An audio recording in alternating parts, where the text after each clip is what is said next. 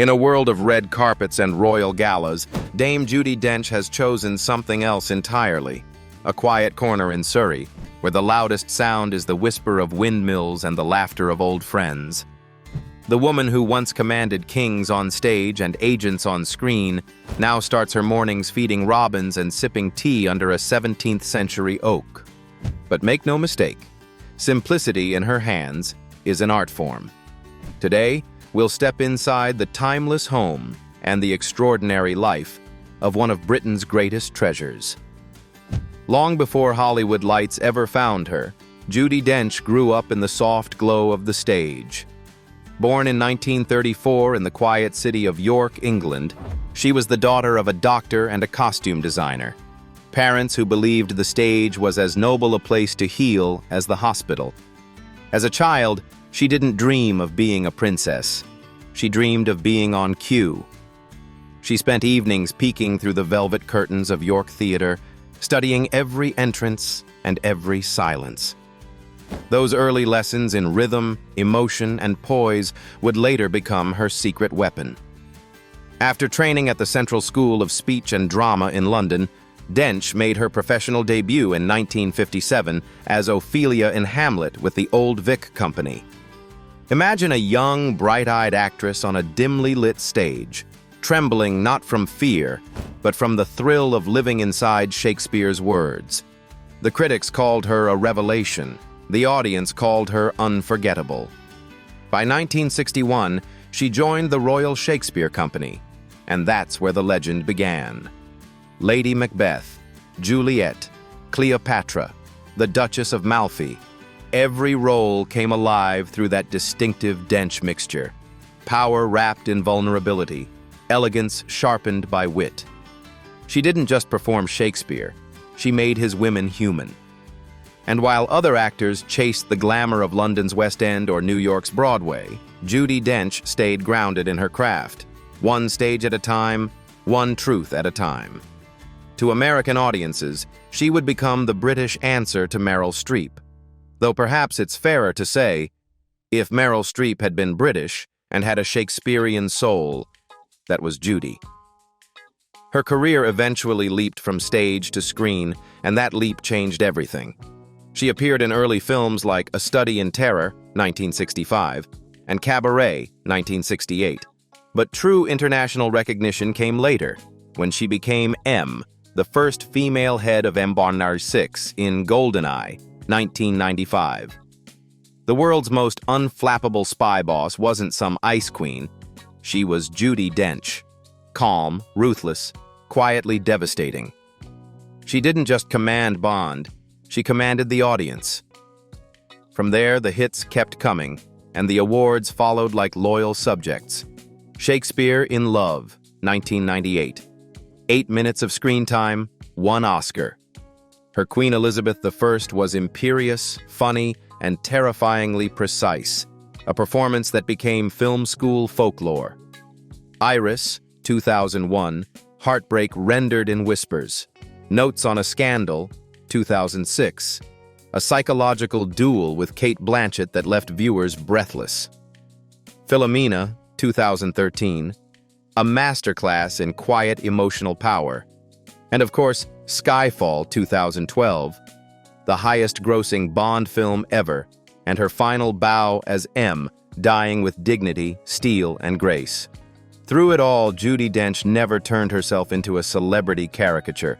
She never moved to Los Angeles or chased glossy fame. She stayed true to her craft, to her country, and to her own rhythm. Proof that success doesn't need to shout when it can speak softly and still be heard around the world. Off-screen, she kept her humor sharp and her humility sharper. When asked how she stayed grounded after decades of global fame, she quipped, "My cats don't care about Oscars." And perhaps that's why, when the stage lights dim and the cameras fade, she returns to her sanctuary. Not a mansion in Mayfair, not a penthouse in London, but a home tucked among the green hills of Surrey. Surrey Home, a quiet haven of grace. Hidden deep in the leafy heart of Surrey, just beyond the quiet lanes of Outwood Village, stands Dame Judi Dench's beloved sanctuary, a countryside estate that seems to breathe the same timeless grace as the woman herself. It's been her refuge for more than 4 decades, ever since she and her late husband, actor Michael Williams, purchased it in the early 1980s. Today, the £8 million property remains a peaceful escape, about an hour from London, but worlds apart in spirit. Outwood, famously nicknamed the Village of Windmills, is a postcard-perfect English hamlet with rolling meadows, centuries-old cottages, and the country's oldest working windmill, built in 1665. Life here moves at the pace of a garden breeze, something Judi cherishes after decades of stage lights and film sets. The estate itself sprawls over more than 7,000 square feet, a generous expanse framed by manicured lawns, rose gardens, and ancient oak trees that whisper through the Surrey mist. The main house carries that quintessential English charm: ivy-covered walls, mullioned windows, and interiors layered with warmth rather than wealth. Inside, 4 double bedrooms occupy the ground floor, each blending understated elegance with unmistakable comfort. The master suite overlooks the gardens, a painterly view that changes with every season, and features built-in wardrobes, a grand ensuite bathroom with twin sinks, a walk-in bath, and a separate shower. Upstairs, a guest bedroom ensures there's always space for family or dear friends who drop by. The house is as much about memories as it is about architecture. The sound of laughter from long dinners, the smell of log fires in winter, the quiet corners where lines from Shakespeare once echoed during rehearsals. But even paradise isn't without its quirks. During lockdown, Dame Judi confessed with characteristic humor that she had been waging war against a rat infestation that took up residence in her garden. "They were the only guests I couldn't uninvite," she joked in an interview. A reminder that even an Oscar winner isn't spared the countryside's more rustic realities. And while this tranquil haven anchors her to the earth, another passion keeps her spirit in motion, one that hums, glides, and roars with unmistakable British flair: car collection.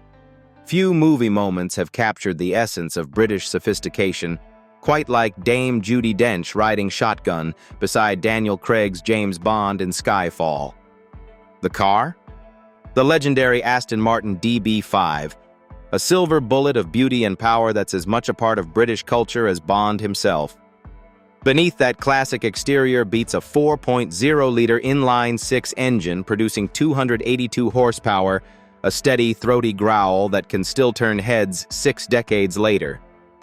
Today, a pristine DB5 commands over $1.9 million, yet for many fans, its value is emotional. It's the sound of heritage, the scent of craftsmanship, and the very car that made audiences fall in love with Bond and M. Where the DB5 whispers class, the Vanquish roars charisma.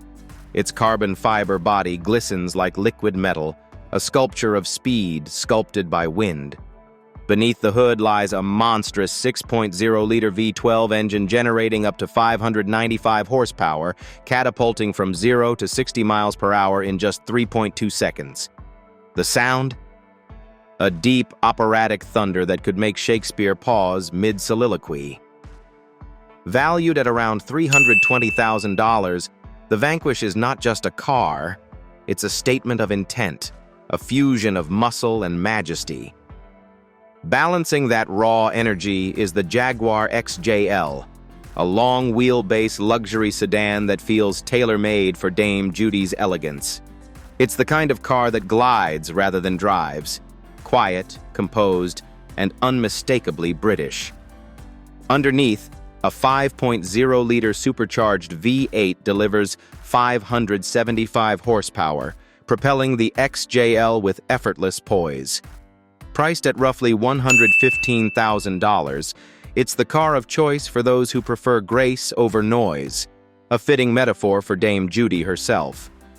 Then there's the Audi Q5, her practical companion for the rolling Surrey countryside. Compact, yet confident, it offers a perfect blend of comfort and control. With a turbocharged hybrid engine producing up to 362 horsepower, the Q5 hums smoothly through winding lanes, its interior lined with smart tech and plush materials. Worth around $57,000, it's proof that even a dame occasionally trades glamour for reliability, though she does it in undeniable style. And just as her cars reflect her impeccable taste, so too does her fortune tell the story of a career built on brilliance and longevity. Income and net worth. With a career spanning over 6 decades, her estimated net worth of $45 million isn't the product of extravagance, but of excellence, built through film, theater, and television, one commanding performance at a time. Film and television. Around $25 million, her cinematic presence has defined multiple generations. Dench's role as M, the steely, razor-tongued intelligence chief in the James Bond franchise, earned her not just global fame, but a steady stream of million-dollar paychecks. Appearing in 8 Bond films, from GoldenEye, 1995, to Skyfall, 2012, she reportedly earned up to $4 million per film by the end of her run. Beyond Bond, she shone in Shakespeare in Love, a performance that won her an Academy Award for just 8 minutes of screen time, and later led acclaimed works like Philomena, Mrs. Brown, Chocolate, Pride and Prejudice, and Alleluia. Together, these projects not only showcased her versatility, but also contributed millions in box office bonuses and back-end royalties. Theater. $5 to $7 million. Before the cameras, there was the stage. And for Judi, the stage was home. As a long-standing member of the Royal Shakespeare Company and the National Theatre, she performed hundreds of classical roles, from Lady Macbeth to Cleopatra, often in sold-out productions. Her West End and Broadway appearances, particularly in Amy's View, A Little Night Music, and The Importance of Being Earnest, earned her both critical acclaim and considerable income. Even as she transitioned to film, theater remained her sole and steady paycheck. Television and documentaries. $3 to $5 million. Dench's warmth and wit made her a household name through television, most memorably as Jean in the beloved BBC sitcom As Time Goes By, which ran for over a decade. Add to that the royalties from reruns and DVD sales, and it's no wonder her TV career alone brought in millions. Her documentaries, such as Judi Dench's Wild Borneo Adventure and My Passion for Trees, added another layer of income while reflecting her lifelong love of nature and storytelling. Endorsements, audiobooks, and voice work. Around $7 million. Beyond acting, Judi's distinct, velvety voice has become a brand in itself. She's voiced animated films, narrated award-winning audiobooks, and lent her unmistakable tone to British institutions like the BBC and Marks and Spencer. Her endorsements, though rare and always tastefully chosen, have included luxury watchmakers, publishing houses, and charity campaigns, adding prestige and profit without compromising integrity. In an industry obsessed with youth and filters, Judi Dench built her fortune the old-fashioned way, through talent, tea, and timelessness. Her success is not measured in Bentleys or mansions, but in moments that changed cinema, inspired generations, and proved that authenticity still pays. Philanthropy. Dench has long believed that the arts are not a luxury, but a necessity, a lifeline for the soul, as she once described it. She serves as patron and chair of the Alumni Fund of Drama Studio London, helping provide scholarships for young actors who might otherwise never afford formal training. As patron of the British Shakespeare Society, she ensures that new generations continue to discover the beauty of the bard's language, keeping theater's oldest flame alive. Her passion for wildlife and nature is equally profound.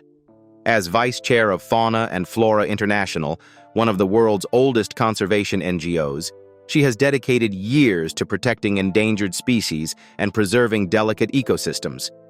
Her work with the organization has taken her from the rainforests of Borneo to the grasslands of Africa. places where she's seen firsthand both the beauty and the fragility of our planet. She even lent her artistic touch to the Explorers Against Extinction's Sketch for Survival campaign, where celebrities and wildlife artists are challenged to draw endangered animals in just 26 minutes, the average time one species disappears forever from Earth. Her sketches, like her performances, are quiet but powerful, carrying messages that linger long after the applause. Dench's charitable footprint extends far beyond the stage or savanna. According to biographer John Miller, by the late 1990s, she was already a patron of more than 180 charities, ranging from medical research to youth development.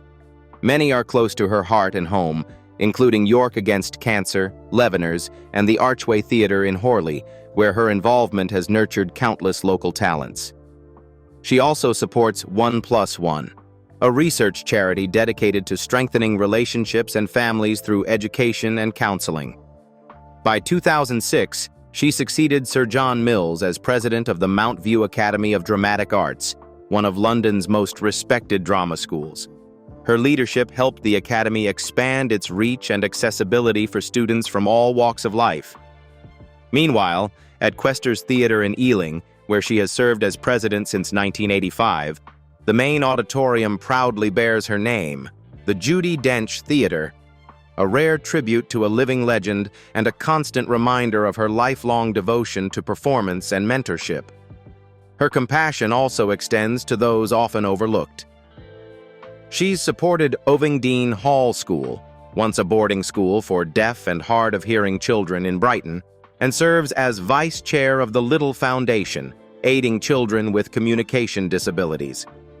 In addition, she's a long-time vice president of Revitalize, a UK charity offering respite care for people with disabilities and their carers, a cause she describes as deeply personal, profoundly human.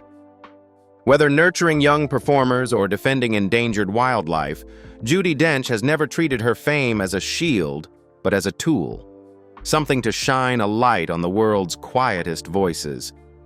Her philanthropy, much like her performances, is driven by empathy, authenticity, and an unshakable belief in the power of connection.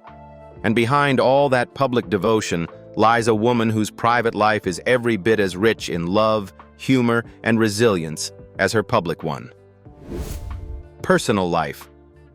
In 1971, she married fellow actor Michael Williams, a partnership that became one of the most admired love stories in British theatre. They met while performing together at the Royal Shakespeare Company. He, charming and quick-witted, she, graceful yet fiercely independent. Their chemistry was undeniable both on and off the stage.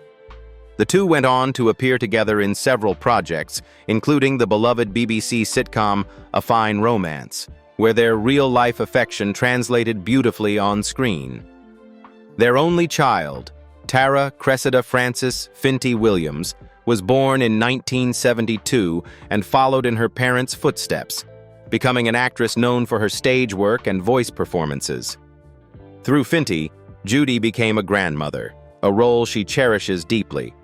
In interviews, she's often said that her grandson Sam keeps her young and fills her life with laughter and mischief. But life dealt Judi a devastating blow in 2001 when Michael Williams passed away from lung cancer after nearly 30 years of marriage. She has spoken candidly about the grief that followed, describing it as an ache that never truly leaves. For years, she found solace in her work, her family, and her garden in Surrey, a place that became both sanctuary and reminder of the life she built with Michael. Then, almost a decade later, came an unexpected new chapter. In 2010, Judi met David Mills, an animal conservationist and founder of the British Wildlife Centre. Their paths crossed when she was invited to open a new squirrel enclosure at the centre, a scene so quaintly British it could have been written for one of her films. What began as a friendship blossomed into a gentle, mature romance. In a 2014 interview, she admitted that falling in love again had surprised her completely. "I wasn't even prepared for it. It was very, very gradual and mature. It was wonderful. In recent years, Dench has faced health challenges with the same courage she brings to every role. In 2012, she revealed she had been diagnosed with age-related macular degeneration, a condition that affects her vision. One eye is dry and the other wet, requiring regular injections to slow its progression. She joked, with typical British humor, that she now relies on friends to read scripts and restaurant menus aloud. She also underwent knee surgery in 2013, later reassuring fans that she was fit as a flea again, and even returned to filming shortly afterward. But by 2024, her eyesight had deteriorated significantly, leading her to quietly step away from acting. Not with regret, but with grace. "You can't fight time," she once said, "but you can make friends with it."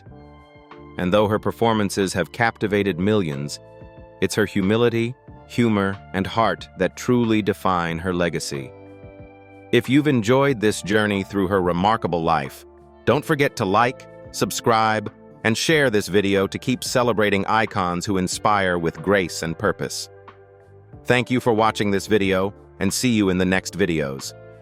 Goodbye.